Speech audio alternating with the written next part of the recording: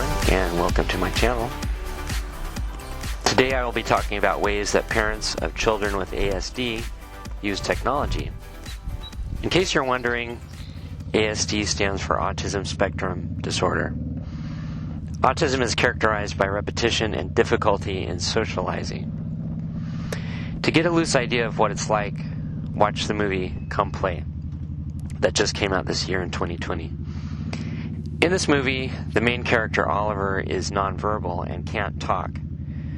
The solution is a tablet that allows Oliver to communicate using pictures and associated words that sound through the speakers of the tablet. The result is a person who could otherwise not express himself, but now he can using technology. This innovation has impacted both parents and children with ASD, since now there is at least some two-way communication where there used to be none. iPads and tablets are known as holdables, as opposed to wearables, which is the alternate form. Parents also use wearables to get information about how their sons and daughters operate. No two cases of autism spectrum are exactly alike, so wearables are important in both sending and receiving information about what is happening from 1 minute to the next. It's pretty common for a kid with ASD to space out and get off task when doing homework or anything else.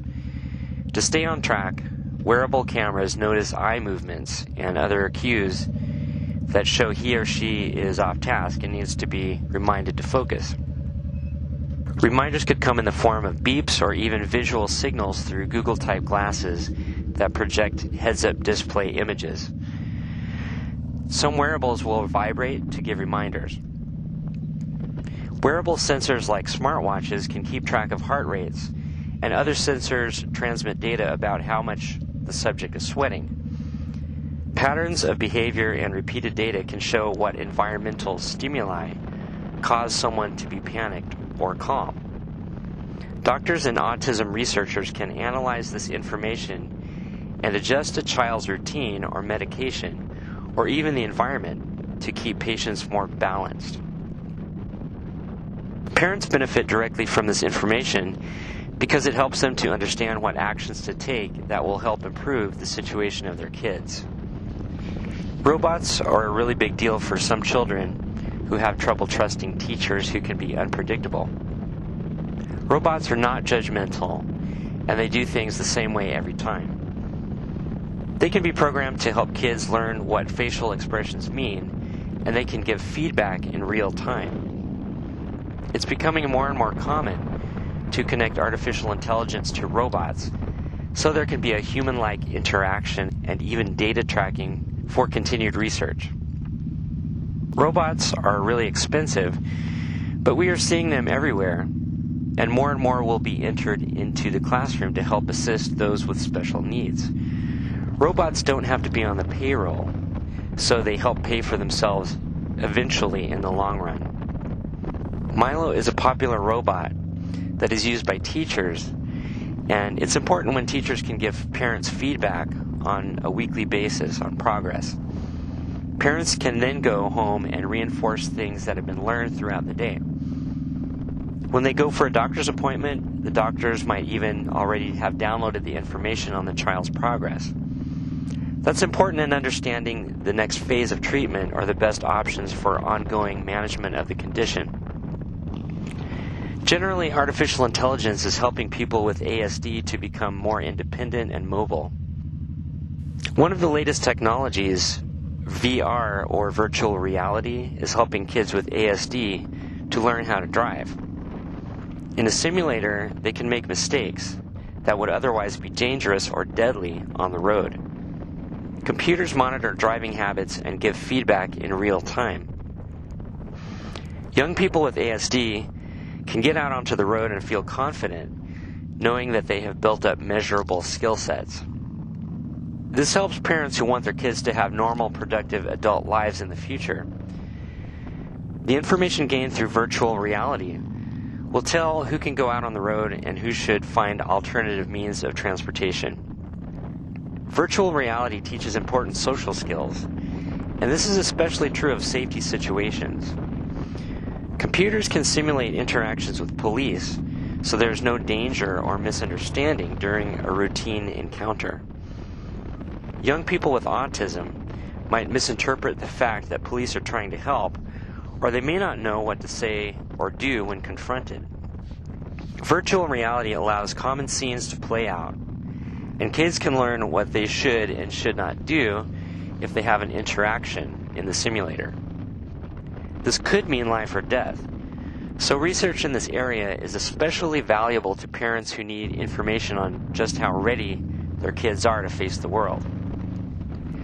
GPS and tracking systems like Google Maps are very important to children with ASD because parents know where their kids are, and the kids themselves can easily find their way around. It's common for autistic people to panic when they visit new places. If a computer is in charge of giving directions, it really helps anxiety levels and makes it possible for them to get from point A to point B safely and without incident. As artificial intelligence becomes even more effective, people with autism will have more and more options available. Artificial intelligence keeps track of schedules and can help parents remind their kids to take medications or go to appointments. Parents and other caretakers of children with ASD have extremely high stress levels, and this can cause overall stress for the whole family. Advances in computers are helping everyone these days, but this is especially the case for kids with ASD, who feel empowered, and also for parents who have a lot of pressure taken off of them. One of the most obvious ways parents can use technology is the internet, and particularly social media, where information can be shared far and wide. The Organization for Autism Research tries to be an all-in-one stop for useful information, and other groups offer services to help navigate autism, as with one group actually called navigatingautism.org. Besides private and nonprofit groups are the social groups on Facebook, where real people can share their experiences and give direct feedback on the spot. Parents of children with ASD crave this kind of advice because the people giving it usually don't have an agenda like selling something, and online groups have the ability to give advice that applies locally. This is another thing that is very important to parents because many services need to be within traveling distance. One of the best ways both parents and kids can get information about autism is from YouTube presenters who talk about their experiences and how they have navigated through the challenges of ASD. One channel called Fathering Autism depicts daily life in a real family and how they cope with different situations that come up. Users can ask questions and get answers in a short amount of time. Parents need support groups, and having an online community serves this purpose, especially for those who are physically isolated. Another channel called Yo Samdy Sam features an autistic lady who gives practical advice and tells stories about her experiences living with autism. She serves as a role model for those who may feel like ASD is something to be ashamed of. This is helpful to parents who are trying to encourage kids to focus on their strengths rather than their perceived weaknesses. The Aspie World is another very professional channel presented by an actual person on the autism spectrum. Dan, who is the presenter, does a great job showing that ASD can be managed and even used as a strength in some respects. Anyway, I hope this has helped you to get up to speed with innovations in technology that are making lives better for parents and their children with ASD. Don't forget to like and subscribe, and I will see you in the D-Zone.